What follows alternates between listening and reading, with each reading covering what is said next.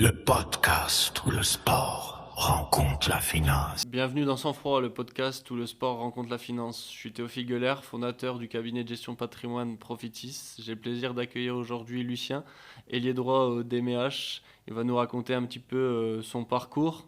Lui qui vient de Vendée, qui est passé par Nantes, Strasbourg, puis aujourd'hui à Dijon, fini meilleur ailier en 2023 pour arriver aujourd'hui en Star League avec le DMH. Mais avant toute chose, comment tu vas Lucien aujourd'hui ? Écoute, ça va très bien. Il fait beau à Dijon. C'est vrai. C'est des choses pas communes, donc faut en profiter. Est-ce que tu te dirais heureux en ce moment ? Ouais, franchement, c'est plutôt bien. Bon, on va parler un petit peu plus de ta carrière, au niveau de l'argent aussi, et comment tu trouves l'équilibre. Souvent, qu'on parle un petit peu moins dans le handball, mais tu vas pouvoir nous raconter un petit peu quand vous finissiez champion de Pro League en 2023-2025, quand toi, tu finis aussi du coup meilleur ailier droit en 2023 avec une belle carrière, une belle saison, 157 buts si je dis pas de bêtises en 30 matchs. Donc on va pouvoir rentrer un petit peu plus dans ce détail-là. Mais avant toute chose, sur ton parcours, si tu devais le décrire en 2 minutes, qu'est-ce que tu dirais ? En 2 minutes, je dirais que j'ai jamais été favori, on va dire, pour pouvoir être pro, et c'est inconsciemment jamais ce que j'ai voulu viser. Mais comme dans un jeu vidéo, si à force de franchir tous les levels, on finit par affronter le boss. Donc c'est un peu comme ça que je me suis retrouvé pro, on va dire, pas par hasard, mais sans forcément l'avoir visé. Ok, donc c'est comme ça que tu vois les choses, un peu comme un jeu vidéo. Ouais, clairement. Ouais, clairement. J'aime bien le parallèle, c'est ce que je me dis souvent, moi, que j'arrive bien à trouver ce parallèle dans la gestion de patrimoine. Souvent, tu vois, trouver la limite, un peu le jeu, à trouver le cheat code pour que ça passe, tout en restant en règle au niveau des lois. Ouais. Et donc, ça me fait rire que quelqu'un dise aussi ce parallèle-là. Ok. Peut-être des gros geeks Ouais, forcément. par le temps passé pour Forcément. penser comme ça, mais très cool. Du coup, comment ça se passe quand tu commences le handball ? Tu commences le handball en Vendée ou directement Je commence le handball en Vendée, au départ dans un tout petit club, mais j'étais le seul garçon qu'avec Ok. des filles, et donc j'ai fait qu'une seule année. Ok, Et après, je suis parti du coup à Pouzauges. ouais, Donc dès le début, c'était à 17 km, donc ça faisait 20 minutes de route pour mes parents à chaque fois. ok. Quand j'y repense avec le recul, c'est vraiment un bel effort, Ah oui, un c'est énorme vrai. effort, sacrifice, on va dire. Et du coup, j'ai commencé le hand. Je pense que peu importe le sport que je faisais, j'aimais beaucoup faire du sport, Ouais. donc peu importe l'endroit où on me mettait, j'étais bien. Et en fait, j'ai commencé à faire mes classes un petit peu comme ça, globalement. Et du coup, t'as quel âge là quand tu commences Alors, je crois que je dois avoir 10-11 ans. Ouais. Et c'est naturel le handball ? Pourquoi le handball, souvent on se tourne. Mon père regardait beaucoup de Ok. handball et il a joué au hand. Ma mère a joué au hand un petit peu aussi. Ok, Mon père a joué à un niveau national, donc national 3. Et il aimait beaucoup le handball. Donc je pense que c'est pour Ouais. ça qu'il s'est dit dans la hop, famille, hop. ouais, on va le mettre là-dedans. Projet Mbappé, mais niveau handball. Voilà, quoi. c'est ça. Au début, je faisais du foot et il m'a changé. Il m'a dit va tester le Retourne hand. aux racines. Ouais, va voir le handball un peu et au final, j'y suis resté. Et du coup, comment tu fais cette transition de Pouzauges en Vendée à tout de suite à Nantes ? Ça se fait petit à petit, j'imagine, avec des détections départementales, régionales, ou comment ça se Ouais, passe c'est un ça. petit peu ? C'est ça. En fait, j'ai commencé au départ avec les sélections de Vendée, donc les sélections départementales. Derrière, après, il y a les sélections de ligue, donc régionales, et ce qui m'a permis d'intégrer le pôle espoir. Donc, Ok. et avant, j'étais en sport-études.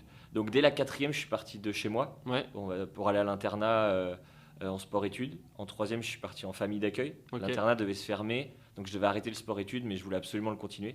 Donc, on a trouvé un montage avec une famille d'un de mes meilleurs amis pour crécher chez eux. ok.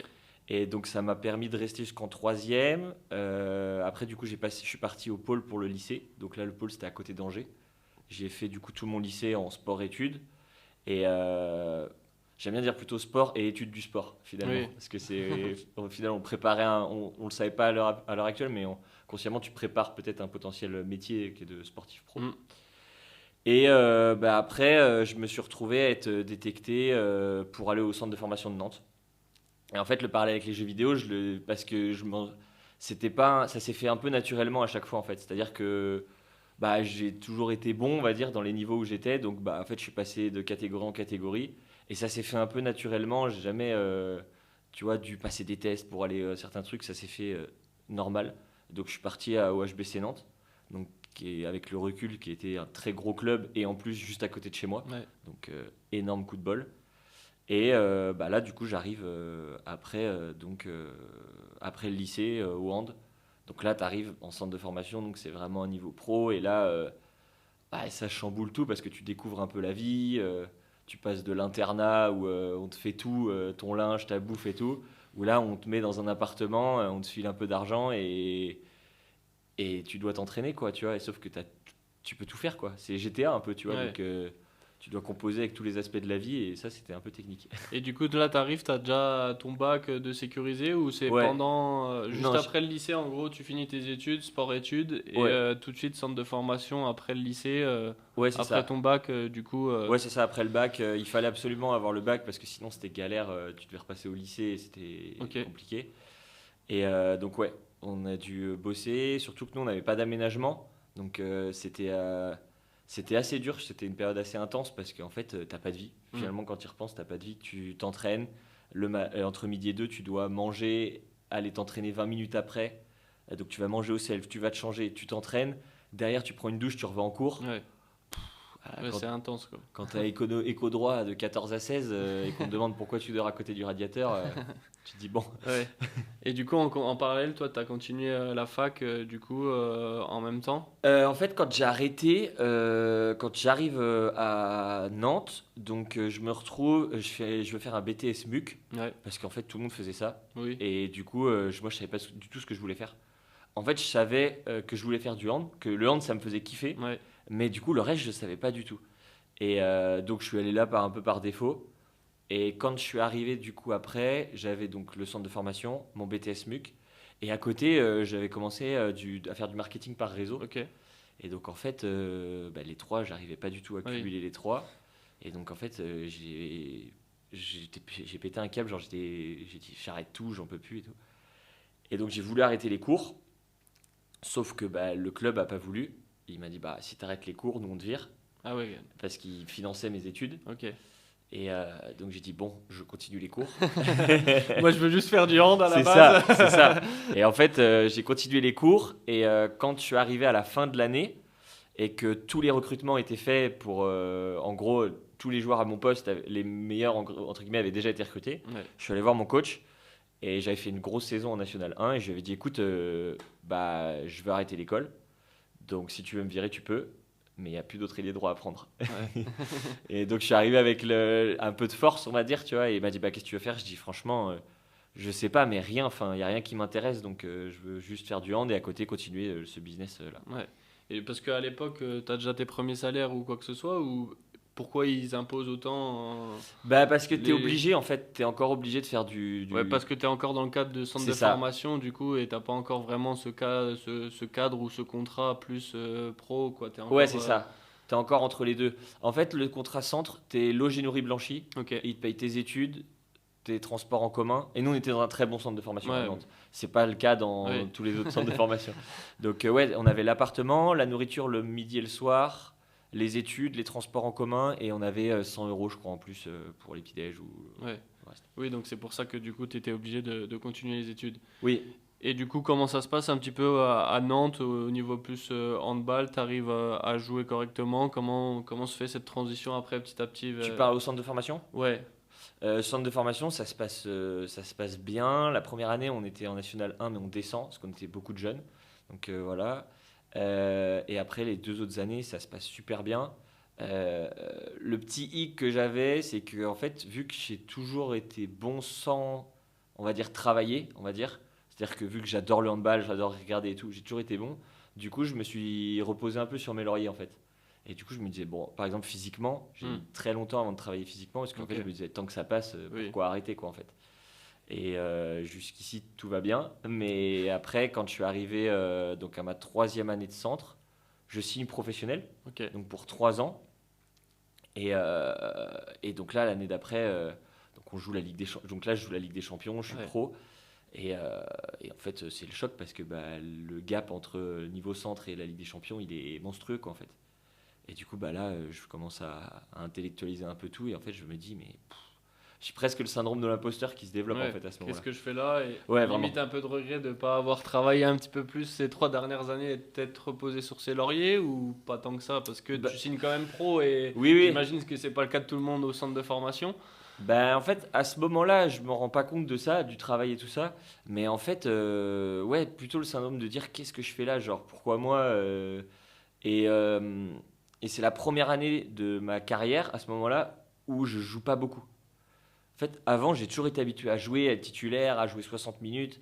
Et donc, en fait, passer de ce stade-là à pas jouer beaucoup, donc à jouer une fois toutes les 10 minutes, des bouts de match ou des choses comme ça, c'est une autre approche mentale. Et du coup, moi, je l'avais jamais trop expérimenté. Et donc, c'était vraiment. Ouais, ça m'a pris un peu de temps, on va dire. Ouais, j'imagine dur mentalement et Très même dur. du coup physiquement. Ouais, Parce que tu passes de jouer 60 à 10, ouais, c'est ça. j'imagine que. Et 60 à 10 avec des Golgoth dans Ouais, des ouais, salles de 5000, 6000 personnes ouais. blindées. Tu vois, j'avais besoin d'un peu de temps. Moi, même si je jouais dans des salles qui étaient pleines au départ, mais à la base, je suis avec de la campagne, quoi. Tu Oui. vois, donc. Je vois très bien. Mais du coup, oui, en plus, c'est quoi? T'as 17 ans à ce moment-là? Tu fais Non, un 10. peu plus. J'ai 20 ans, 21. Ouais. Ouais. Ouais, 17 ans, t'arrives au centre, Ouais, 20, c'est ça. 21, du coup, tu commences à jouer pro, mais bon, quand même, j'imagine que mentalement, ça fait un petit choc, quoi. Ouais, c'est ça, un petit gap. Et surtout, en plus, comme je te disais au début, j'ai jamais trop voulu. Enfin, j'avais Oui, pensé à être pro, en fait, tu vois. Et tu faisais ton bout de chemin, et si ouais, tu y arrivais, tant mieux, et voilà, sinon. je finissais les niveaux, tu Ouais. vois. Et là, en fait, t'arrives au truc où tu dis putain, mais on est à un vrai niveau, quoi, tu Ouais. vois. Et voilà. Et donc, j'avais 3 ans.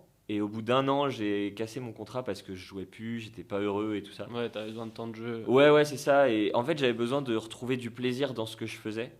Et donc, du coup, je suis parti après de Nantes. Ok, et du coup, tu fais la grande diagonale, tu passes à Strasbourg Ouais, c'est ça. pendant 2 ans avant d'arriver à Dijon. Tu Ouais. penses que c'était une étape nécessaire, voulue comment ça se fait un petit peu?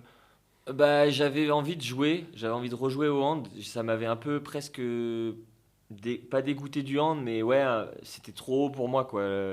La dose était trop forte, on va dire. Ouais, Donc c'est voilà, et donc je suis parti à Strasbourg.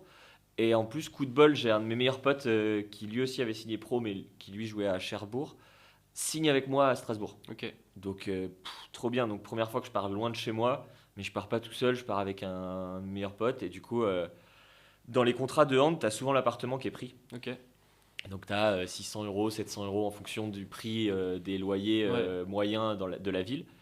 Et donc en fait, nous, je crois, on avait 650 euros d'appart. En fait, on a dit, bah vas-y, on fait une coloc, quoi. hmm. Donc on avait 1100 euros de loyer. Donc on a pris un bête d'appart en plein centre de Strasbourg. Et là, c'était trop cool, quoi. On s'est régalé.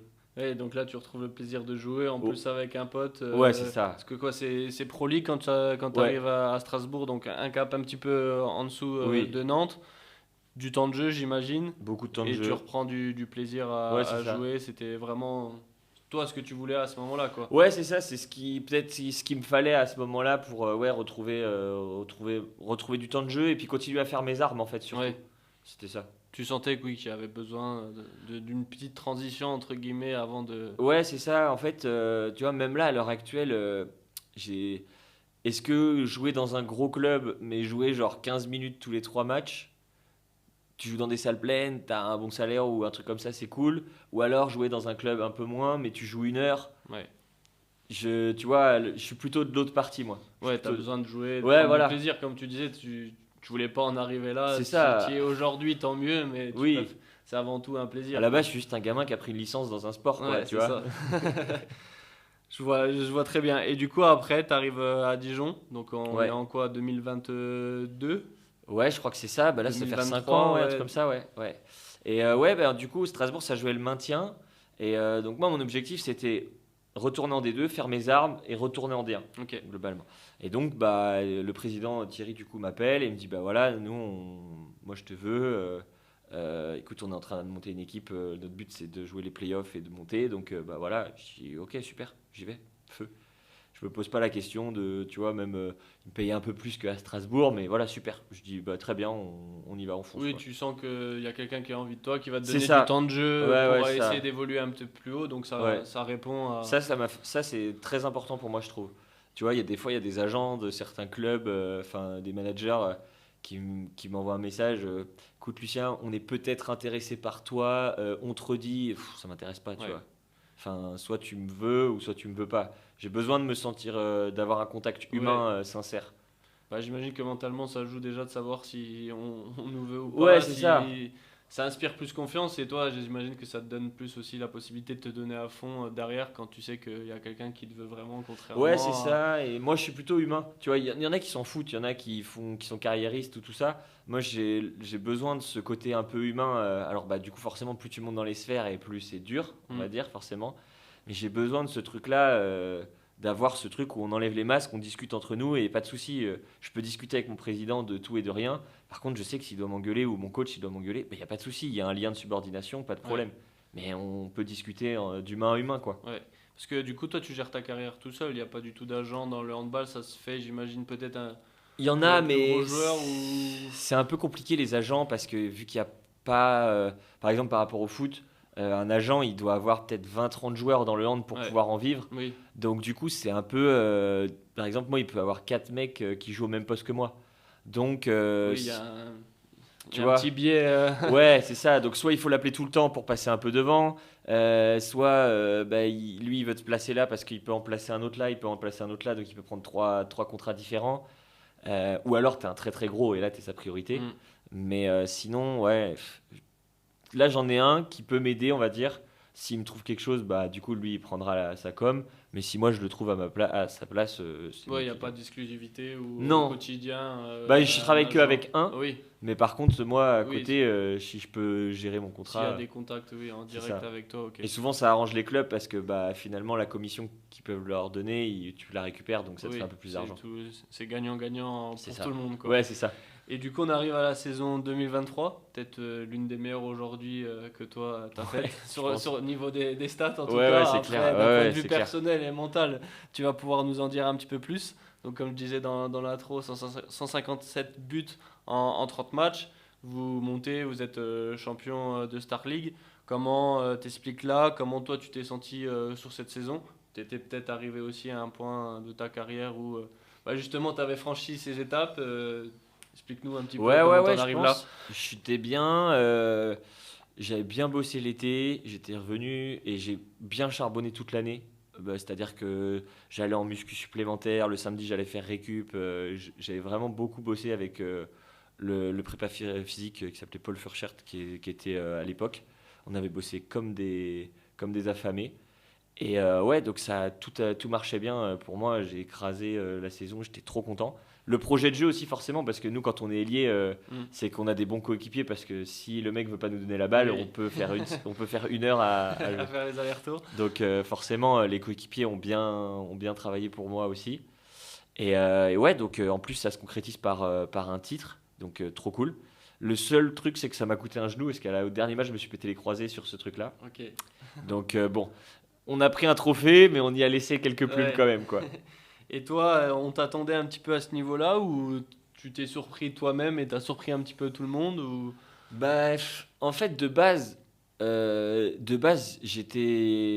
j'avais signé un contrat pro à Nantes, 3 ans, donc un club qui joue avec des champions, qui est quand même au top top. Et je me suis retrouvé à partir dans un club qui jouait le maintien en D2. Oui. Tu vois, Il y a donc quand même un cap entre les oui, deux, il y quoi. avait un gros gap. Donc en soi, j'aurais pu aller dans des clubs de maintien D1, mais c'était en région parisienne et comme je t'ai dit encore une fois, je suis avec de la campagne.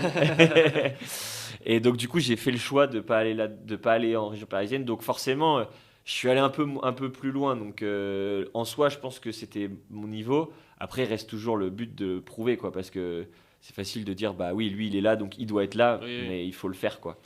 Donc oui, en soi très content. Choqué, oui et non, parce qu'au final, quand tu te sens tellement bien, en fait, les buts ils rentrent tout seuls, quoi, finalement. T'es touché par. Quand t'es dans la zone, on va dire, in the zone, ah, ça... Oui, ça va tout seul. Oui, oui, Après, si en inconsciemment. plus tu dis que tu avais beaucoup travaillé, plan de jeu qui allait bien aussi. Oui, en oui, fait, c'est tout ça. faisait que tout roule. tu étais arrivé à ton summum, du moins pour cette carrière. Tout était fait, déroulement tracé pour Pour toi, cette quoi. saison, c'était magnifique. Et magnifique. du coup, la montée du coup, avec le DMH, Ouais. c'est quoi la sensation au coup de fléchisse finale? Du coup, j'imagine un petit peu partagé pour toi. Ouais, bah, déjà, bah, le Final Four, je l'ai pas fait du coup, je l'ai commenté. Je l'ai commenté sur Twitch avec Ok. un mec de la LNH, donc Très cool. c'était trop cool. Et ouais, bah, la sensation énorme. Déjà, le week-end était fou parce que la salle était pleine. Tu joues demi-finale, finale chez toi. Donc déjà, l'ambiance était incroyable. Et bah, c'était le premier titre, je crois, de Dijon. Ouais, il me semble. Donc, Ouais. premier titre que tu ramènes dans un club. Première montée, tu te dis c'est génial. Et Donc, du ouais, vas-y. Si tu devais comparer un petit peu les montées 2023, 2025, vous refaites aussi une montée. Est-ce qu'il y en a une préférée, une Ouais, différente? la première en vrai, la toujours première, la première est toujours incroyable parce que en fait on domine vraiment la saison, mais on s'écroule un peu à la fin, donc on doit passer par, on finit deuxième et du coup on arrive à se qualifier après. Et alors que la deuxième on termine premier, mais ça a été plus laborieux on va dire. On a gagné beaucoup de matchs de plus d'un but, c'était un peu plus compliqué. Mais en soi, ouais, la fête était pareille. Juste, t'as moins ce sentiment de. Le Final Four, t'avais vraiment plein de gens sur un week-end. Hmm. Que là, c'était plus sur un match. On a été joué à Frontignan, on joue les deuxièmes à 3 journées de la fin. Et donc là, on gagne. Et du coup, là, on savait Oui, que tu sais que- si tu gagnais un match sur les 2 derniers, on était sûr d'être premier. Et donc, ouais, non. C'était une sensation cool parce qu'on était champion avant la fin. Ouais. Donc tu pouvais déjà profiter un Ouais, petit peu sur c'est les ça. derniers matchs. Ouais, quoi. c'est ça. On a pu profiter trois matchs de la fin. Enfin, le troisième journée, deuxième journée, du coup, là, on sait qu'on est champion. Ouais. Et la dernière, on sait qu'on est champion et on reçoit à la maison. Et donc Ouais, là, donc là, c'est les grosses là, fêtes, c'était la fête, quoi. Fallait juste gagner. Oui, c'est ça, histoire de clôturer en beauté. C'est ça. c'était Et ça. donc, c'était trop cool de pouvoir faire une dernière semaine inconsciemment où tu es avec les gars, avec cette équipe, où tu sais que ce sera pas la même l'année d'après. Mais tu peux profiter et te dire, ah, là, les gars, on l'a fait et on est champion et on peut encore jouer un match. Parce que souvent, quand tu es champion au dernier truc, derrière, ça s'arrête, tu joues plus au handball avec les mêmes personnes. Là, on avait encore un peu de temps pour kiffer. Ok, très cool. Et du coup, c'est quoi la différence de niveau vraiment entre Pro League et Star League? Tu vois, il y a vraiment un cap ou une différence? Ouais. Ou concrètement, ça se ressent? Il y a un gros gap déjà physique. Ok. Globalement, physique, il y a déjà un très gros gap. Et surtout, le gap, après, les mecs font beaucoup moins d'erreurs. Le handball, c'est un jeu de prise de décision. Donc, il faut prendre la bonne décision en fonction des informations données. Et les mecs perdent beaucoup moins de ballons. Donc, en fait, toi, en termes de défense, tu essayes de proposer des pièges, on va dire. Et en Pro League, tu vas peut-être récupérer 5 ballons sur 10. En Star League, si tu en récupères 3, déjà, c'est énorme, quoi. Ouais. Et donc, non, ouais, les mecs font beaucoup moins d'erreurs. C'est vraiment sur ça la grosse différence, quoi. C'est Ouais. plus le niveau des autres où il y a moins d'erreurs, tout va vite. Ouais, c'est ça. j'imagine, Tout va plus vite. vite, Et du coup, nous, les petits coups que tu pouvais passer, où ça passait en D2, en fait, ils passent plus. Ouais. Parce qu'en fait, tu passes d'être une grosse équipe dans une ligue. Donc là, physiquement, tu as un avantage. Mentalement, tu as un avantage parce que tu es serein et tu gagnes beaucoup de matchs. Donc, tu es sur une grosse dynamique. Souvent, tu as les arbitres un peu avec toi dans des moments Oui. un peu trucs. Et tu passes de l'autre côté où là, tu es le Ok. petit. Ouais. Donc là, tes coups, ils passent plus. Les mecs sont plus physiques que toi. Des fois, tu as les arbitres un peu contre toi. Et donc, en fait, tu as la dynamique de défaite qui est un truc. Ouais, mentalement, j'imagine. Ouais, c'est plus pas dur. simple, quoi. C'est beaucoup plus dur, ouais. Quand tu gagnes, on s'en fout, il n'y a pas de problème. Mais quand tu perds, il faut rester solide. Ouais. Et du coup, toi, comment tu l'as vu cette première montée, en plus en ayant les croisés? T'arrives à quand même faire un bout de chemin la saison-là ou Je fais comment un ça se bout, je passe? fais 3 mois, mais Ouais. Globalement, je fais une saison blanche, Reprise quoi. de niveau, oui, Ouais. remise à niveau. Et Ouais, plus compliqué, quoi. globalement, je fais une saison blanche parce que je me fais opérer quand les gars reprennent. Je me fais pas opérer tout de suite, je prends mes 2 mois de vacances parce que mentalement, j'en ai besoin. Hmm. Je suis rincé de la saison et je me dis que si je me fais opérer et que je repars dans le Dans tout de suite la à Treyard et rééducation, tout, etc., ouais. je suis mort. Je vais péter un plomb en novembre-décembre. Donc je me fais opérer le premier jour où les mecs reprennent. Et j'entame ma rééducation. Donc c'était assez long. Mais c'était cool de pouvoir le faire à ce moment-là parce que ça m'a permis de terminer un chapitre avec les mecs. Et pour l'autre chapitre, de me concentrer sur moi, mon genou, pour revenir le plus vite possible, quoi. Ouais. Donc tu as réussi à faire la transition et tu avais besoin de ce temps de pause pour justement faire cette transition Ouais, entre c'est ça. vraiment la belle année et après focus sur la récup, quoi. Ouais, c'est ça, pas le choix. En fait, je me suis dit, comment je peux être le plus utile aux gars de l'équipe, c'est de me concentrer sur moi Ouais. pour revenir le plus vite possible et pouvoir les aider en espérant se maintenir sur cette première année, quoi. Ouais. Et du coup, ton moment le plus fort depuis tes débuts, tu dirais que c'est quoi? C'est ces montées toi, cette année 2023 où tu Les fais une belle moments les carrière. plus forts, ouais, je pense le Final Four, c'est pas mal. Dans le handball, il y a aussi une montée que j'ai fait avec Pouzauge. Ok. Du coup, juste avant de partir à Nantes, au monde de National 2 à National 1. Et donc là, pareil, on joue un dernier match et le gagnant de ce match-là en championnat, il monte. Et c'est le dernier match de la saison. Et donc là, c'était un moment incroyable. C'était mon premier titre, on va dire. Ouais, et puis en plus, avant de partir, tu Génial. finis en apothéose. En légende. Non, mais tu pars en. Je savais que j'avais mon contrat à Nantes qui m'attendait. On avait fait une belle saison et c'était trop cool de pouvoir. Le club n'avait jamais fait ça en plus. Donc vraiment, c'était top souvenir. Après, bah, il y a à Nantes, ouais, j'ai le souvenir peut-être de un ou deux matchs, mais surtout plutôt à l'extérieur, de voir des grosses salles, des grosses ambiances où t'as 14 000 personnes, des Hongrois qui t'insultent. Tu te dis, mais attends, c'est hyper hostile là, c'est abusé. Ouais. Donc ça, c'était pas mal. Et après, ouais, je dirais le Final Four. Final Four.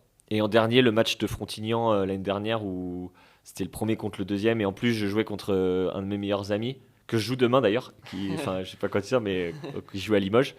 Et donc, ouais, pouvoir le battre, c'était super. Et en plus, derrière on a pu les chambrer, c'était génial. Parfait. Et du coup, on va passer un petit peu plus sur la réalité financière autour Ok. du handball, même si tu en as déjà parlé un petit peu. Mais on sait que bah, du coup, c'est pas le football au niveau Ouais. des salaires, au niveau du handball. C'est quoi la vraie réalité un petit peu d'un joueur de D1, de Star League en France? En fait, ça dépend globalement des postes. Là, en Star League, je te dirais que ça va de 2000. Donc, je compte pas l'appartement. Donc, en gros, si tu comptes l'appartement, tu rajoutes 600, 700 à peu près Ouais. à chaque fois. Je pense que ça peut aller de 2000 pour certains ailiers à 15 000 pour les gros joueurs, on va dire. Et après, t'as les très gros joueurs qui peuvent être à 20, 30 000 en France, quoi. Ouais. Et du coup, toi, ça va. Il y a vraiment des différences aussi au niveau des postes. Tu Oui, disais ailier, etc. Il y a vraiment des grosses différences. Moi, j'avais vu que le salaire moyen, à peu près, il était de 6 000 euros. Mais j'imagine que, bah, du coup, bah, il comme est tu viens de biaisé dire, forcément oui, avec. c'est ça, avec les gros. Ouais. Mais il y a une vraie différence entre les postes. Oui. Non, il y a une vraie différence. Bah, les ailiers, nous, on a un rôle un peu moindre, donc forcément, on prend moins d'argent. Les gauchers prennent un peu plus d'argent que les droitiers, parce que c'est un peu plus rare. Gardien, c'est pas mal au niveau salaire. Donc oui, il y a une grosse base. Ça dépend en fait de ton rôle globalement en attaque ou en défense. C'est globalement. Bah, plus t'as de décisions à prendre, Ouais. plus t'es important. Donc Ouais, mais je pensais pas qu'il y avait une si grosse différence, tu vois, sur l'aspect vraiment, bah, plus du coup individuel ouais, qui ouais. avait un impact directement. Ouais, ouais, si, ça a un impact, ça a un impact. Et encore, bah, en fait, si tu as une différence, je sais pas, dans un autre sport où t'en as un qui a 20 000, l'autre qui a 10 000, c'est pas trop un problème parce que par rapport à la vie, c'est Oui. normal. Mais nous, tu as quand même un peu un problème où on vit bien, tu vois, pour un monde normal. Mais c'est vrai que des fois, tu te dis, bah, tu peux gagner 500, 600 euros de plus, Ouais. c'est pas négligeant, quoi. Oui, c'est sûr. Et ça permet quand même de construire quelque chose sur le long terme. Toi, tu as pensé à après. Du coup, tu dis que tu avais arrêté tes études. Tu penses déjà après ou comment t'es depuis que tu vis pleinement du handball? Bah, du point de vue financier, au départ, moi en fait, je suis parti ma gestion financière au départ, c'était catastrophique, pas se mentir. C'est-à-dire qu'au départ, pour te donner le profil, j'avais le droit à 300 euros de découvert. Quand j'étais à moins 100, il me restait 200. Ok. Tu vois, le profil. Donc non, je suis parti d'un peu loin, on va dire, par rapport à ça. Maintenant, j'essaye d'économiser un peu. En gros, je mets sur des comptes où je peux pas y toucher. Ouais. Parce que sinon, il y a des Sinon, moments, tu sais que ça va craquer. je peux replonger, tu vois. Donc là, je sais que quand ma carte, elle passe plus, tu vois. Et non, donc j'économise, on va dire, je peux placer dès qu'on a des primes, par exemple, pour les montées ou les trucs comme ça. Là, on les place pour pas y toucher. Et là, j'ai repris des études du coup en audiologie pour Ok. faire audiologue, donc pour les appareils auditifs. Donc là, je suis en première année pour pouvoir assurer, on va dire, après et être un peu plus serein avec le handball. Ouais, donc on y pense déjà à Oui, oui. 29 ans. Ouais, ouais, c'est ça. Bah, en fait, moi, j'y pense. Ça m'est venu parce que je veux pas que le sport ce soit une pression pour moi. Tu vois, ça a toujours été un truc que j'ai aimé faire et je veux pas que ça devienne mon gagne-pain à me dire bah, je suis obligé de faire ça parce que j'ai que ça en fait. Ouais. Donc pour l'instant, ça commence à être ça me plaît beaucoup, mais ça commence un peu à me travailler quand bah tu vois mes frères je vois pas leurs anniversaires depuis qu'ils ont 15 ans, tu vois mes parents pareil, Pâques bah je peux pas rentrer. Donc il y a toutes ces petites choses là en fait qui commencent moi un peu à me manquer. Donc je me dis bah vu que ça commence un peu à germer, je vais commencer à me mettre là-dedans pour avoir le choix en fait. Est-ce que je veux continuer le hand ok, est-ce que je veux arrêter? Ok, mais j'ai les cartes en main. Ouais, que ça soit plus toi qui aies le choix et pas que tu te forces limite à continuer Oui, de c'est jouer ça. parce que bah, t'en as besoin pour vivre, quoi. C'est Que ça. ça reste un plaisir, toi, de ton côté, c'est toujours, j'imagine, ta mentalité, C'est quoi. ça, c'est ça. Ok, et c'est vraiment une majorité toi, dans le vestiaire, tu vois, que la plupart y pensent. Chacun y réfléchit indirectement. J'imagine que ça dépend de chacun, mais genre Ouais. entre vous, vous en parlez de ça ou Ouais, quand même, quand même. Nous, après, on y est quand même un peu confronté assez vite parce que forcément, les salaires sont moins gros. Hmm. Euh, je dirais de plus en plus. Maintenant, je trouve que les jeunes, les plus jeunes générations, elles y pensent quand même beaucoup plus. Mais il y a quand même toujours des mecs qui sont un peu, voilà, oui, qui dépensent, qui des dépensent, contrats. ouais, c'est ça. Ou alors ils vont avoir un appart, par exemple, tu vois, ils vont s'acheter un appart ou ils vont avoir un truc et tout.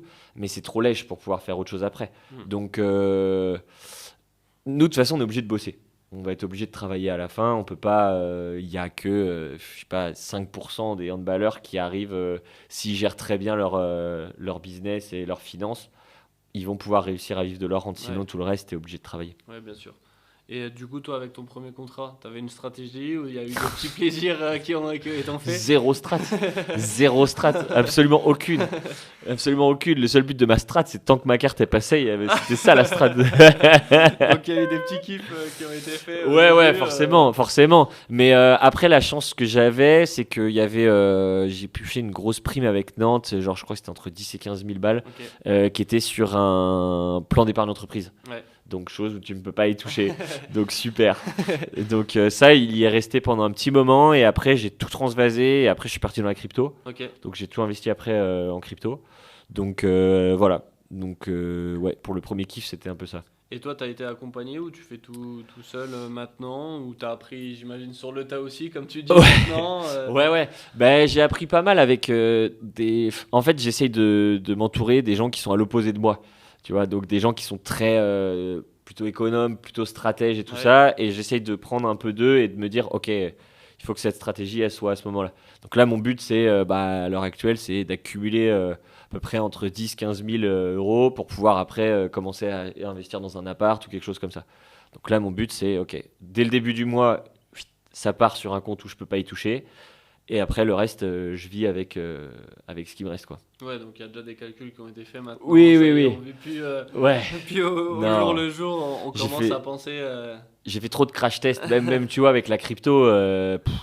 Il y a des trucs où j'ai perdu des 6 000 balles, 8 000 Oui. balles, mais j'en ai gagné, mais du coup j'en ai perdu parce qu'au final, quand tu gagnes, tu te dis, mais c'est génial, c'est la Ouais. poule aux œufs d'or. Du coup, il y a plein de gens qui te proposent des projets, donc tu investis à gauche, à droite, zéro gestion de money management, Ouais. t'envoies tout en flux tendu. Et donc, grâce à ça, j'ai appris maintenant à me dire, ok mec, Ouais, calme. ça sert à rien de prendre l'ascenseur, on va prendre les escaliers parce que Ouais. ça marche pas. C'est vrai. Non, mais après, la crypto, c'est bien pour. Il y en a de plus en plus, tu vois, comme de nos générations qui apprennent par la crypto. Ouais, Tu fais des erreurs, t'apprends, ça te permet de découvrir un monde aussi. Et après, comme tu dis, tu te casses la gueule une fois, deux fois, tu fais les erreurs. ça te calme après. Et après, tu réfléchis un petit peu. Mais c'est drôle parce qu'on a de plus en plus de nos générations qui commencent par la crypto et après se mettent à investir de manière plus classique. Ouais, c'est ça. Alors que de base, c'est plutôt l'inverse. Dans une gestion patrimoniale, c'est plus Complètement. financier, immobilier. Ah, mais elle a pas du gain. Ouais, c'est ça. C'est là pas du gain. Private equity et après en dernier crypto quoi. C'est vraiment la dernière pyramide pour venir compléter. C'est comme si d'investir dans l'art ou dans le vin. C'est ça. Mais aujourd'hui, nous, nos générations, on a limite appris à investir avec la crypto parce que on a tout de suite eu les gros gains. Quand on C'est voit ça, les perfs du Bitcoin ou de l'Ethereum les dernières années, c'est sûr que c'est plus tentant. C'est ça, tu te Une dis, bourse classique, on quoi. se met 100 balles, puis en plus, nous, on est arrivé dans un truc où t'avais les canaux Telegram, Ouais. t'avais les mecs qui te vendaient des fois mondes et merveilles sur des Mm. trucs, tu te dis, mais attends, vas-y, feu quoi, on y va. Et le pire, c'est que si t'avais le malheur de tomber sur un bull run, Ouais. après, c'est C'est sûr sûr. que tu perdais tout derrière. Donc oui, quelques erreurs, mais bon. Pas mal On d'erreurs. Pas mal d'erreurs, mais ça m'a jamais mis sur la paille. J'ai jamais emprunté pour pouvoir investir. Voilà. T'investissais ce que tu pouvais perdre. Il y avait quand même Ouais. cette notion-là Oui, qui était oui, c'est présente. ça. Et en fait, encore une fois, zéro valeur de l'argent, Ouais. zéro connaissance de l'argent. Donc en fait, finalement, oui, bah oui, tu perds 4 000, bon, bah, ça fait chier, mais bon, vas-y, on va faire un foot, tu vois. Oui. Donc ça m'a aidé, mon inconscience, on va dire, m'a aidé dans ce sens-là. Ok. Et du coup, le fait de bouger un petit peu entre la Vendée, Nantes, bon, Vendée, Nantes, ça va encore, Ouais. Strasbourg, Dijon. c'est quoi en termes de vie, même stabilité, que ce soit mentalement ou financièrement, comment tu le vis, comment tu l'as vécu? Comment ça? C'est le fait de bouger, de déménager.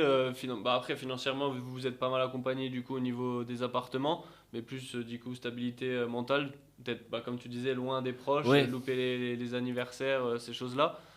Hmm. On s'y habitue, Ouais. j'imagine, mais au Bah, j'ai début, toujours été.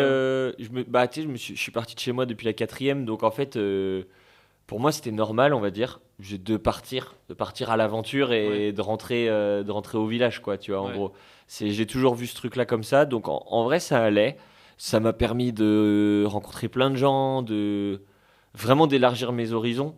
Souvent, des fois, quand on est en campagne, on vit sous notre spectre et on a des fois nos préjugés, nos machins, tout ça.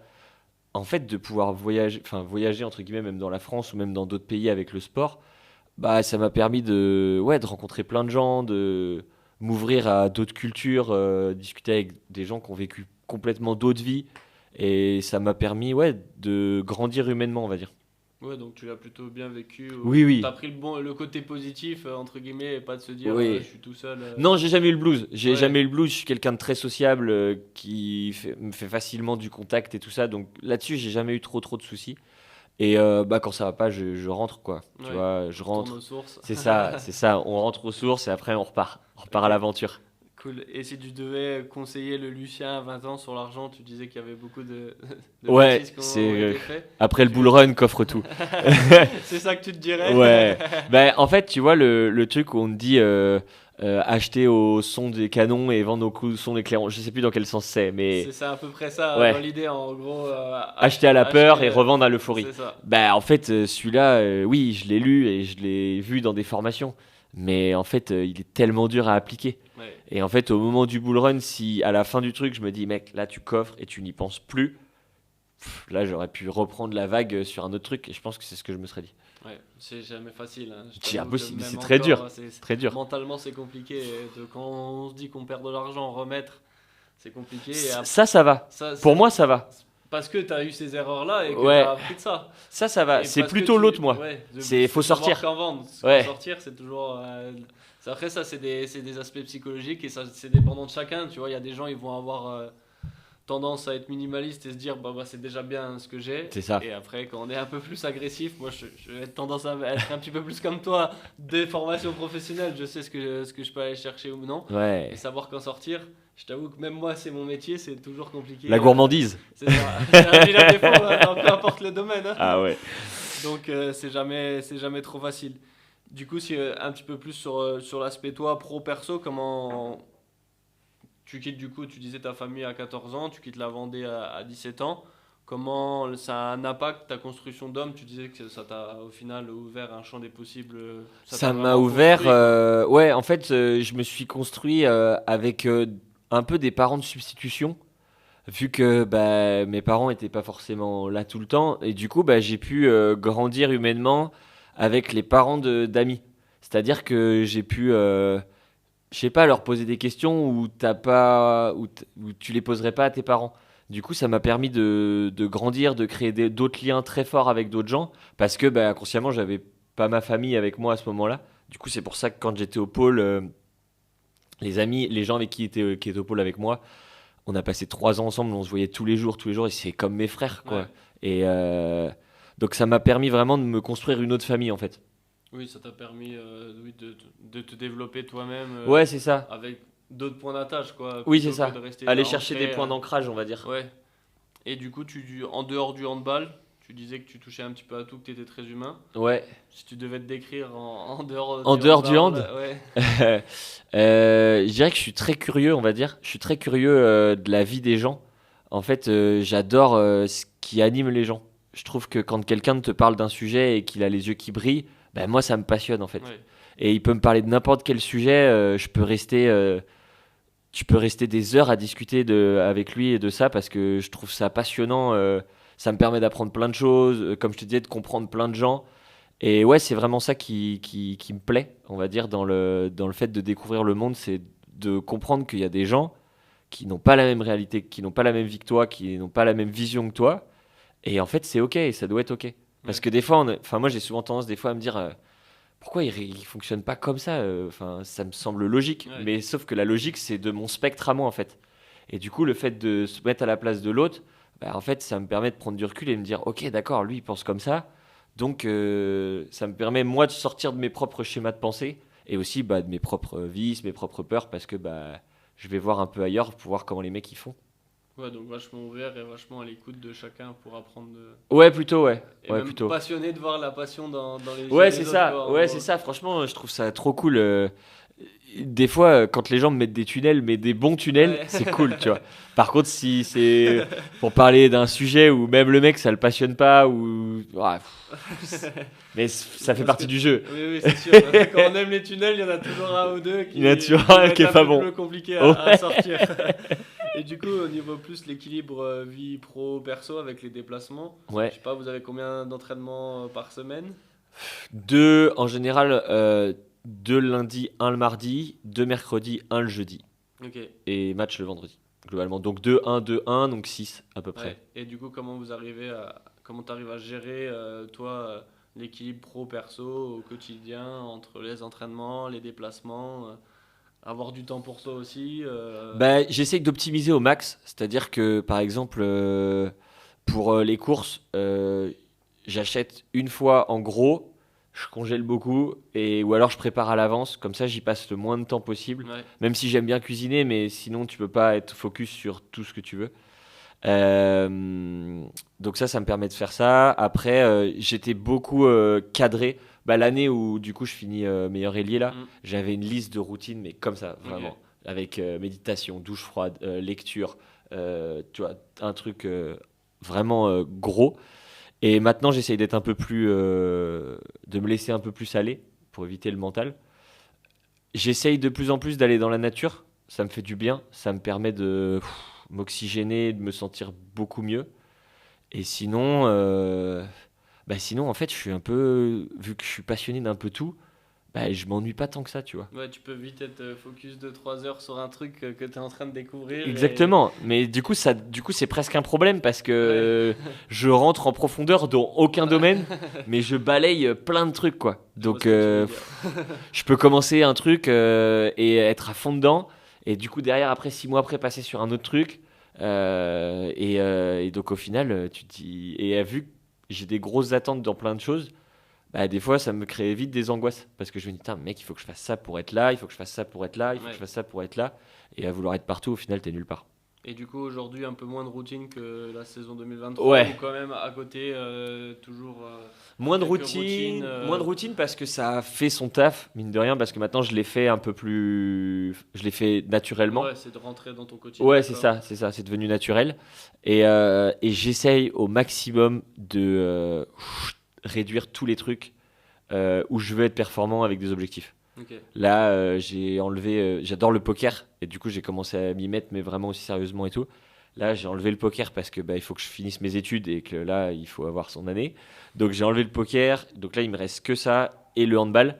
Et j'essaye de lire un peu tout ça. Mais il y a vite des passions qui peuvent germer à gauche, à droite. Tu vois, j'ai fait du montage avec quelques vidéos et tout. Ça, j'ai un dossier où je peux y retourner très rapidement. Mais ouais, il faut que je me focus parce que je peux vite perdre mon attention. Ok. Et du coup, t'arrives à garder quand même le focus sur le handball, j'imagine, ça Ouais. c'est la priorité. Mais une saison entre où vous jouez le haut de tableau du coup en Pro League et une saison où tu joues le maintien, mentalement, c'est quoi la différence dans la tête, dans le quotidien? Tu disais que souvent tout va bien quand on gagne, mais quand on enchaîne les défaites, toi dans le quotidien, est-ce que tu le ressens mentalement? Comment c'est un petit peu? Ouais, c'est dur. C'est dur parce que quand tu perds, il faut.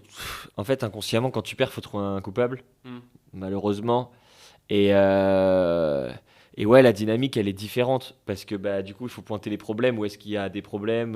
Comment on peut faire pour progresser? Et surtout quand t'es pas payé. Tu travailles, t'es pas payé. Tu retournes, t'es pas payé. Et on te dit, ah, mais vous êtes pas loin, les gars, vous êtes pas loin. Et ça, c'est des dynamiques qui sont un peu dures, mais qui, je trouve, sont beaucoup plus glorieuses. Parce que quand tu joues le haut du tableau, t'as tout le monde avec toi. T'as les supporters, les Ouais. fans, tout le monde est content et c'est que de la joie. Mais quand t'es dans le dur, c'est là que tu vois les vrais, on va dire, les vrais guerriers. Tu Oui. vois, les mecs qui sont vraiment là, qui restent focus. Et c'est beaucoup plus chiant à vivre, mais je trouve que les enseignements sont beaucoup plus florissants.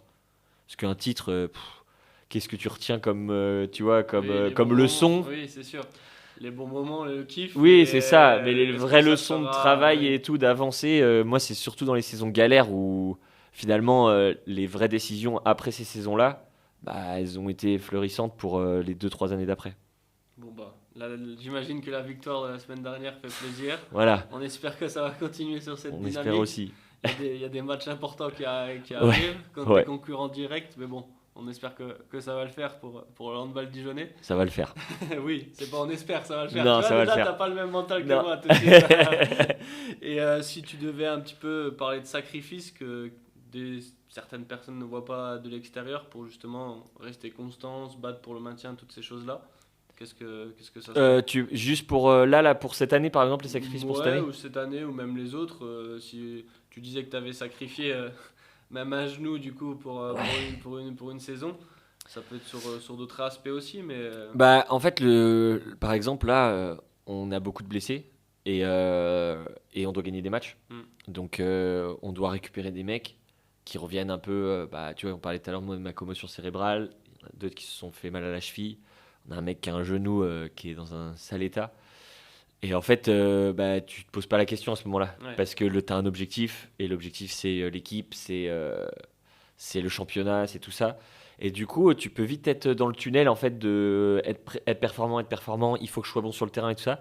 Et en fait, quand bah, à la fin, tu fais le bilan, bah, tu te dis, bon, bah, tu as laissé un genou, tu as une cheville qui est en vrac, tu as ton dos qui est pas ouf, et tu arrêtes à 38, 39, 40, on va dire, éventuellement. Il te reste 25 ans encore à faire. Ouais. Et donc, c'est ça, en termes de sacrifice physique, c'est vraiment ça. Moi, je sais que bah, mon genou, il va falloir que j'en prenne soin toute ma vie parce qu'après, je vais avoir de l'arthrose ou des choses comme ça. Donc, les sacrifices, ils sont vraiment là. Après, bah, pour tout ce qui est. Pour les autres sacrifices, bah, c'est bah, d'être loin de sa famille, de pas avoir.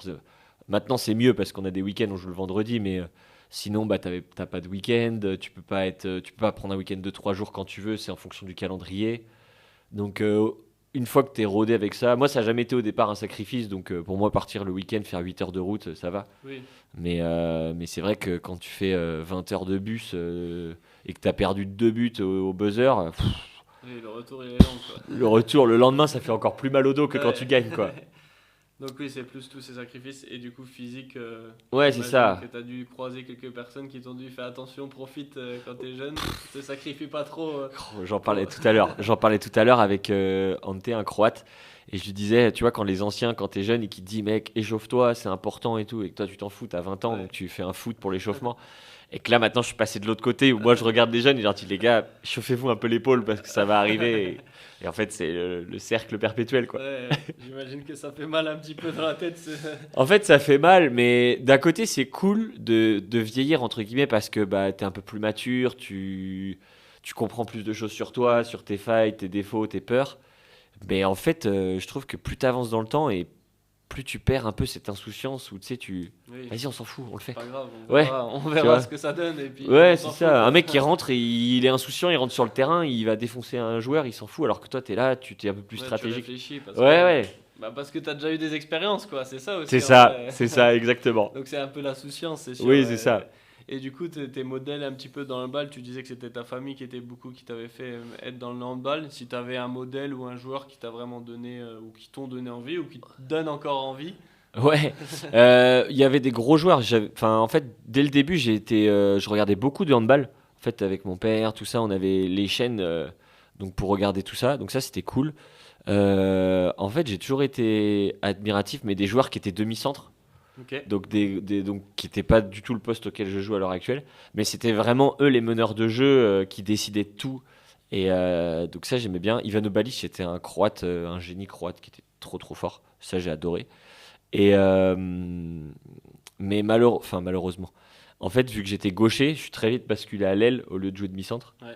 Et voilà. Mon seul regret, c'est de pas pouvoir avoir pu jouer meneur de jeu, ou alors d'avoir pu faire du basket pour jouer meneur, tu vois. Ouais. Ça, j'aurais kiffé faire ça, parce que j'aime bien régaler les autres, trouver des bons enclenchements et tout. Et là, à l'aile, t'es un peu plus cantonné juste à la finition, quoi. Juste parce que t'es gaucher, du coup. Je suis gaucher et puis physiquement, on va pas se mentir. Et- Physiquement, au bout d'un moment, je tenais plus la route. Si tu vas aller au plus haut niveau, il faut envoyer un peu. Et là, je suis trop frêle. T'as pas voulu faire de muscu étant jeune, C'est tu ça, l'as je payé. le paye cash. Voilà. C'est ça, On peut pas tout avoir. Et si demain, du coup, tu devais ne plus jouer, tu ferais quoi là tu nous parles, tu prépares tes études, mais. Ouais, en vrai, je sais pas ce que je ferais. Je pense que je trouverais une autre passion à grinder, Ouais. on va dire. Après, ça dépend à quel âge, tu vois. Si là demain j'arrête, je pense que je fais une pause, mais vraiment genre peut-être 1 an ou un truc comme ça, où j'ai envie de me déconnecter un peu de la vie, parce que j'ai toujours fonctionné avec des objectifs, avec euh, t'es bon, c'est super, t'es pas bon, c'est Ouais, nul. par rapport à la performance Ouais, au quotidien, quoi. c'est ça, le rapport à la performance, le rapport à tout ça. Et j'aimerais bien aller me déconnecter de ça et de me dire aujourd'hui, tu fais ce que tu as envie. Tu vois, genre, tu pars de visiter le monde ou des trucs comme ça et tu fais ce que tu veux ou ce que tu ressens, on va dire. Plus me reconnecter à ce truc-là, quoi. Enlever cette espèce de compétition que j'ai tout le temps, en fait. Ouais. Parce que depuis tout petit, je suis très compétitif. Ce qui fait que je suis là à l'heure actuelle aussi. C'est cool. Mais des fois. Tu vois, Ouais, genre, ça peut peser lourd au quotidien, c'est quoi. ça, tu vois, bah, pas lourd, mais j'ai envie vraiment d'explorer autre chose, quoi. En fait, bah, tu vois, si je suis avec mes potes, j'ai toujours envie de faire des jeux, j'ai toujours envie de faire des trucs. Je suis animé par cette compétition-là. Et du coup, cette compétition amène mon besoin de réussir mes objectifs. Ouais. Et du coup, c'est cool, mais plus j'avance, plus j'ai aussi cette pression un peu de devoir le faire, avec l'âge, on va dire. Du coup, j'aimerais bien, je pense, me déconnecter de tout ça pour après me reconnecter et repartir sur autre chose. Ouais. Faire une petite transition, quoi. Prendre C'est le ça. temps de réfléchir Ouais, à c'est ça. ce que tu veux, toi, et entre guillemets, découvrir la vie sans cet aspect performance. Et Ouais, c'est compétitif ça, que- faire table rase un ouais, peu, que tu vois, t'as comme toujours eu, quoi. ouais, comme les champs, tu sais, tu laisses ton champ en friche Ouais. une année et après tu replantes des trucs. Ouais. Et ben j'ai envie de le laisser un peu en friche parce que sinon tu peux vite te retrouver à t'arrêtes là, je finis audiologue, j'enchaîne et après t'as une famille et après il faut Ouais, tout construire. va vite, quoi. Et en fait, t'as jamais le temps de faire prendre un temps mort et dire ok mec. Parce que finalement, moi j'ai toujours eu les 2 mois d'été ou les choses comme ça. Mais tu vois, j'aurais bien aimé faire genre Erasmus, tu vois. Ouais. Tu pars 8 mois pour apprendre des langues, travailler ton commerce, tu vois. On voit ce que tu veux dire. Mais ouais, tu vois, faire ce genre de choses un peu, tu vois, ok, on part quoi, 2-3 mois et après on revient, on est posé et ok, on reconstruit quelque chose quoi. Il y a le Vendéen qui revient en toi, à comparaison au champ. Ouais, c'est ça, ouais, c'est ça. Jamais trop loin, quand même. Jamais trop loin. Et du coup, ta définition du succès aujourd'hui, comment tu la définirais Le succès, je dirais, pour moi, c'est d'atteindre ses objectifs en accord avec soi-même, globalement. Je pense que ça dépend de qui on est, de ce qu'on veut et de comment on voit notre vie. Et si l'équilibre est bon pour nous, je pense que ça, c'est le succès. Parce que forcément, il y a toujours du pour et du contre dans la balance. Mais à partir du moment où les deux sont OK et qu'on a atteint ses objectifs, franchement, moi, tous les débuts d'année, je prends un temps. En général, c'est souvent le 30 ou le 31 quand on est en déplacement avant de faire la fête et tout ça. Je me pose et tu vois, je me dis bah qu'est-ce que je veux pour l'année d'après? C'est quoi les directions que je veux prendre? Et quand j'ouvre ma petite boîte où je mets des trucs, bah je regarde et tu vois, quand j'ai mes objectifs qui sont atteints, je me dis c'est cool parce que bah j'avance, tu Ouais. vois. Parce que souvent quand t'es dans le direct, tu te dis bon bah là j'ai fait une bonne journée, là j'ai fait une journée de merde. Du coup, ça dépend vachement de ce que tu as fait aujourd'hui qui peut apparenter à ton bonheur. Mais quand tu regardes plus loin le spectre, bah, au final, tu vois ta courbe qui fait ça. Et du coup, tu te dis, ah, c'est cool, j'avance, quoi. Ouais, donc tu arrives à prendre du recul quand même sur les succès Ouais. et les années que tu arrives, justement grâce à ça. Ouais, je fais tout le temps des bilans comme ça. Tous Ouais. les 6 mois ou alors tous les ans, où je me pose avec moi-même et je me dis, ok, où est-ce que là on est? Par exemple, pour la finance, où je pars d'un niveau catastrophique, Mm. bah là, je me dis, putain, c'est cool, j'ai réussi à coffrer 4 000 euros. Bah, trop bien, parce que, mec, on t'oublie pas, il y a 10 ans, t'étais le gars qui, Ouais. qui partait en vacances avec ses agios, tu vois. Mm. Et là, du coup, tu arrives à faire ça. Et parce que sinon, tu te retrouves vite à regarder, par exemple, avec les réseaux sociaux et trucs comme ça. Moi, je suis déprimé si. Bah, clairement, oui, tu te dis, je suis une merde. Bah j'ai ouais, pas tu te dis, réussi, putain, moi, mais dans le sport, lui, le mec, il est là. Dans la spiritualité, t'as machin qui te parle, t'as l'impression qu'il est hyper aligné. Lui, dans le business, il déchire tout.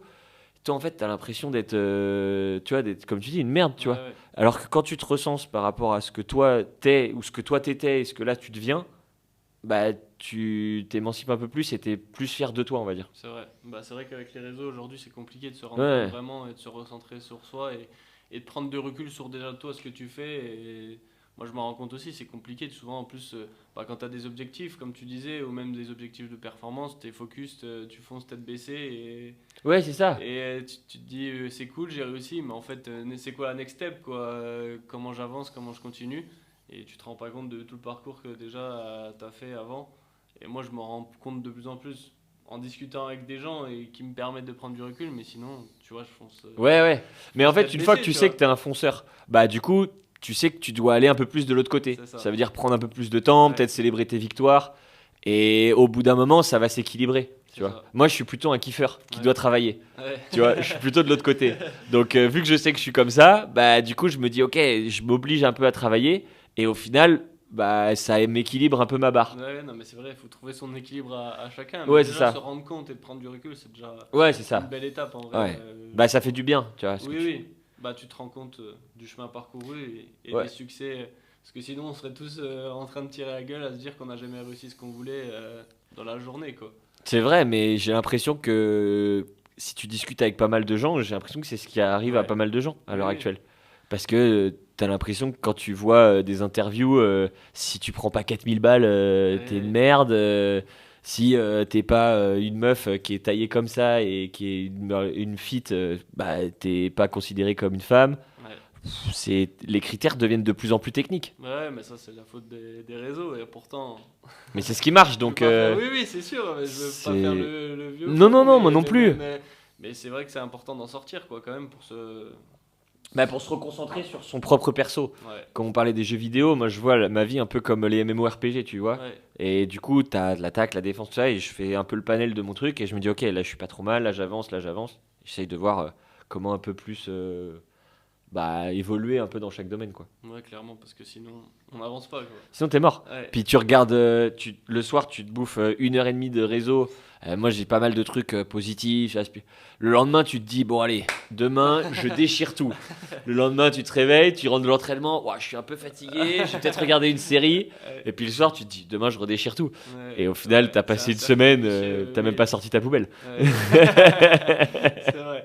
Non, non, mais c'est vrai. Bon, on va finir avec les 4 questions typiques du podcast. Si tu devais donner un conseil à un jeune handballeur qui veut se lancer dans sa carrière, ça serait quoi?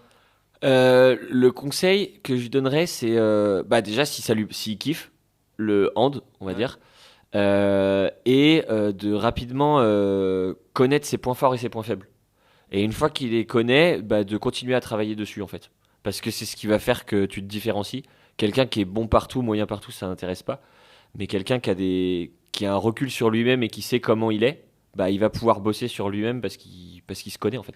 Ouais, donc apprendre à se connaître et Ouais. bosser après, point fort, point faible, et jouer sur ça aussi. Ouais, pour c'est faire- ça. C'est ça, travailler. Et quand je dis se connaître, tu vois, par exemple, comme je te disais, moi qui étais plutôt un kiffeur du sport, mais pas un Ouais. bosseur, si j'avais un peu compris ça dès le début, bah, j'aurais plus travaillé sur mon physique et ça aurait été encore mieux, quoi. Ouais. Ok, et du coup, si tu devais compléter ma phrase, le sang-froid pour toi. Le sang-froid, pour moi, c'est la capacité à émettre un jugement plausible quand c'est le bordel autour. Je sais pas si c'était bien français, mais tu vois, c'est de pouvoir, quand c'est le bazar un peu autour, ou alors quand c'est un moment un peu critique, ou un moment où on est bouleversé, on va dire, émotionnellement, de pouvoir réussir à garder sa ligne de conduite. C'est vrai, c'est pas mal. Chacun sa définition du sang-froid. C'est quoi la tienne? Moi, c'est garder le calme dans n'importe quelle situation, quoi. C'est vraiment rester calme, réussir à réfléchir même dans les pires situations. Ouais, c'est ça. On va dire, Ouais, on va ouais. dire ça. Ouais, je suis d'accord, ok. Je l'avais pas défini encore. Ok. La mienne, tu vois, je la pose, mais je la définis pas. Hein. En impro. C'est ça.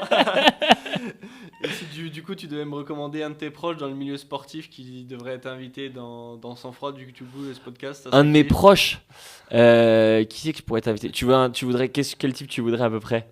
C'est toi qui me dis, celui qui te pense le plus intéressant pour toi à venir.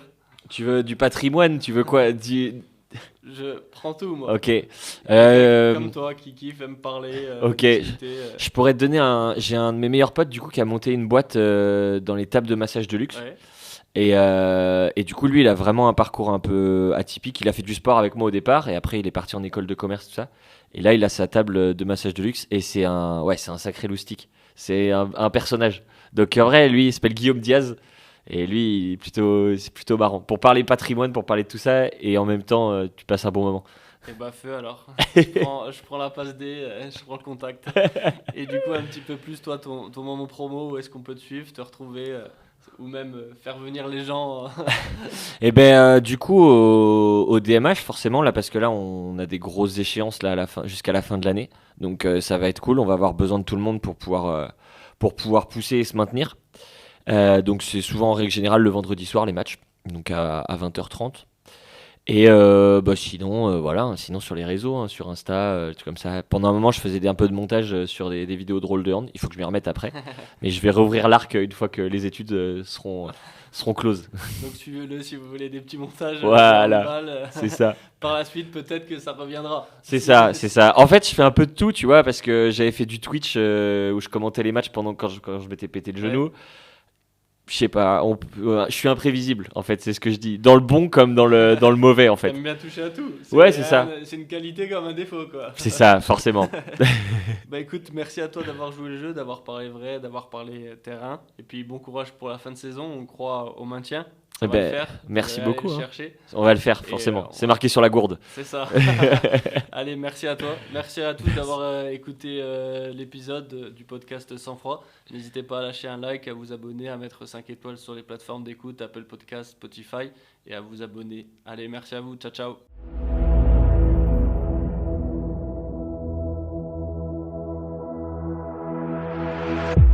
Sang-Froid. Le podcast où le sport rencontre la finance.